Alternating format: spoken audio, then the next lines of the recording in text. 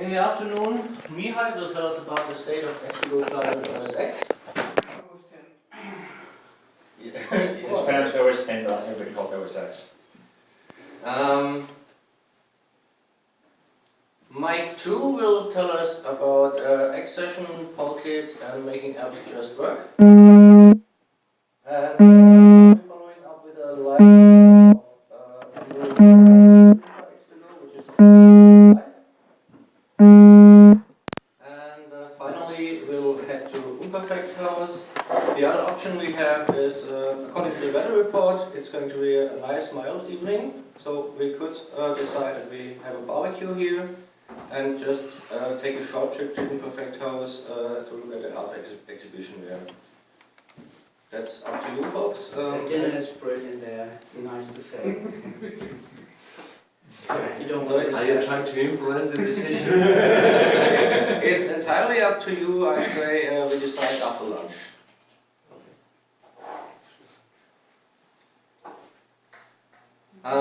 So let's start with the State of the Union address.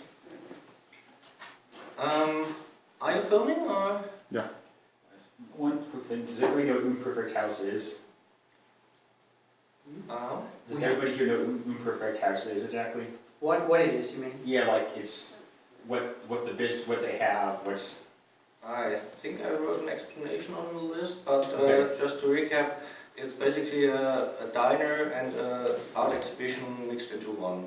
There are lots of creative people living there in like small apartments that you can visit there, have a look at their art.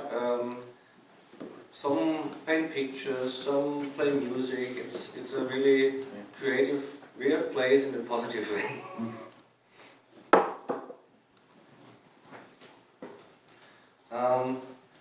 I hope you don't mind that I'm filming with my smartphone. It's because I have my notes on here. I had intended to do the presentation with the Raspberry Pi and have my notes on a laptop screen, but the Raspberry isn't working, so I'll have to present with my laptop only. I need another place for my notes.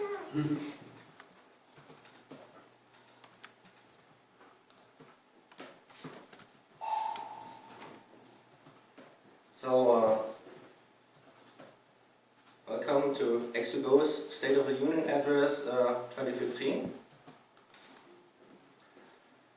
A short recap, the last gathering took place from October 31st to November 2nd last year. So why are we doing another gathering only 8 months later? Well, there are two main reasons. The first one is that when an idea for a community event first came up a few years ago, the original idea was a barbecue event. Didn't work out back then for various reasons. That's why we went for this X2Go hack train events. Didn't work out yesterday either due to the weather. But the intention was, we have a multi-day event, we have a location with the proper infrastructure, so let's try having a barbecue, like the original plan was. The second reason is obviously the changing key positions in the project due to Mike 1 stepping down. And I thought the last event went well, but shortly afterwards, it was November 19th, when Mike first informed me of his plans to resign, and he followed through with that resignation on January 10th, 2015. So that came as a surprise and as a shock. I had some experience as an event organizer for X2Go. I was about to settle in my role as X2Go's lead evangelist, and quite frankly, I didn't know what to do. There were 3 options with Mike's decision being set, and the first was to watch the project go down in flames, like it happened with FreeNX when Fabian Franz left it. As a side note, Kurt Pfeiffer, the other FreeNX guy, has recently resurfaced, but he's not doing NX anymore. I could have watched someone else take leadership, but given the possible other candidates, I was afraid it would end like number 1. So option number 3 was the one I had picked, take over from Mike 1 with all the consequences this brings. Mike 1 was stepping down not only because of time constraints and shift of interest, but also because of personal issues with some people belonging to the project. I'm still a bit pissed about this, not because he made this decision, but because these people actually met to try to resolve the issues, and I had told him I would like to join them to moderate the whole issue between them, and they met without me, and with the obvious result that Mike felt he had no other option than to resign. So let me just add something to that. So basically, at that time the topic was redesign X2Go in the X2Go namespace, yes or no. And the founders of the projects, Alex and Heinz, and copyright holders said no. So and then it was clear for me, I want to reinvent what is remote desktop computing, and I can't do it in X2Go, so I have to do it outside. But that only works, and that's what my wife told me, if I drop my workload on X2Go. So, and that is reasoning, was reasoning at that time. Heinz regretted that a lot since then, but basically it's a main decision. And we've started on a new project, we named that Arctica for now. And I will tell about that later. But if the copyright holders of code don't agree with changes in the code, I think it becomes really difficult in open source to keep working on that code. Because whatever you do on the code probably is not in the intent of those who are holding the copyrights, or the main copyrights, the longer copyrights. So that was the basic reason behind that. Like I said, I'm not pissed at you for making a decision. Yeah. I'm pissed at all 3 of you for not involving me in this discussion. I get that. Because I believe I could have convinced Heinz and Alex that you would have been able to continue under the X2Go label. I don't think so. I don't know. But you'll never know. Maybe Heinz, but not Alex. So anyways, the last 8 months have been a rough ride for the project as well as for me personally. And that is because of few broken dreams. I had hoped for a longer transitional phase, but Mike decided to make it a hard cut. And well, the transition was further cut short because we had some personal issues. So this time it was between Mike and me. I had to make a few unpleasant decisions, and I didn't inform him in time. I can understand that he's not too happy about this.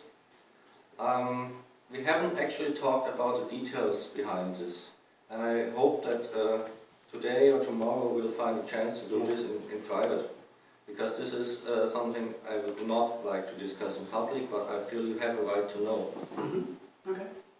And I hope that by doing this, I can not only regain your trust, but also regain you as a contractable developer in the X2Go project. That is. Okay, so what are the plans for the future?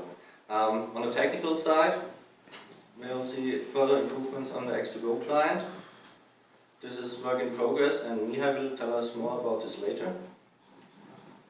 I also hope that we can either settle on one TCE solution, or at least get the Debian Live-based TCE solution into the official X2Go codebase. Also, a big chunk of work is the broker documentation, as well as the addition of currently missing features.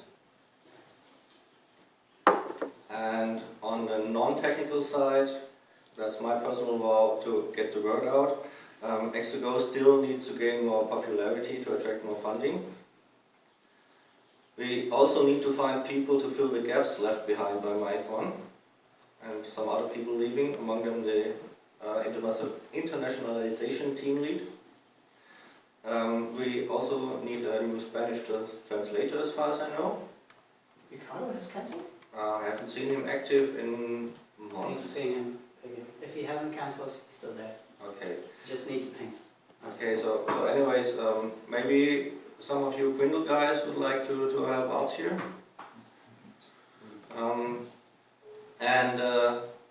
Mike's big issue is that he also wants to retreat from the broker maintenance part, so we need a new maintainer for the broker. But Heinz is a guy who wants to do this. Pardon? Heinz is a guy who wants to do this. Maybe once he's not in child parent stuff anymore and whatever. No, I think he has a co-worker there. Yes, he wants to get the Neiman guy enrolled, I think.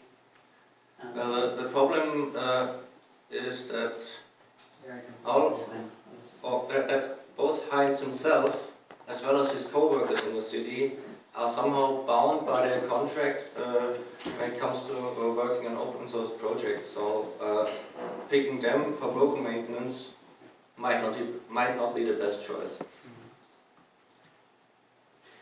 Maybe we should a bit enlarge on that without speaking too much about people not in the room. But if people wonder why Heinz appears and disappears sometimes, I mean, if you look at the mailing list, you'll notice that he's there and then he's gone for quite a few months. That is political issues at the place where he's working. Because he cannot, he's working for a municipality, and the regulations he's obliged to obey to are that he cannot work on code that they are actually using. Because you would facilitate usage of a product, a special product, and the conditions would become unfair in terms of what product is chosen from the best provider, from the cheapest provider. Because you will be biased, you want to have that, and even if it's more expensive. So the voices within the municipality would be, hey, why are you sort of, you're drifting towards that project all the time? What about the competitive products? So, and as long as they use X2Go, he has a hard time working for X2Go. And it goes up and down in waves. And at the moment he's on the top of the wave. And then he starts working on X2Go again. So most of the work he's doing off-list and undercover, like updating the wiki installation, helping with running the build server time, stuff like that. Paying for the build server, for example.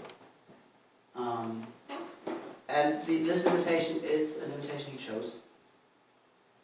He could just say, okay, I go on a confrontation course at work, or he's so pissed off by his work sometimes that he could also choose working somewhere else.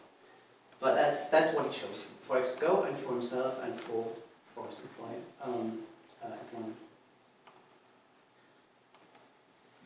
Thank you for explaining that. Okay, so this is it from me.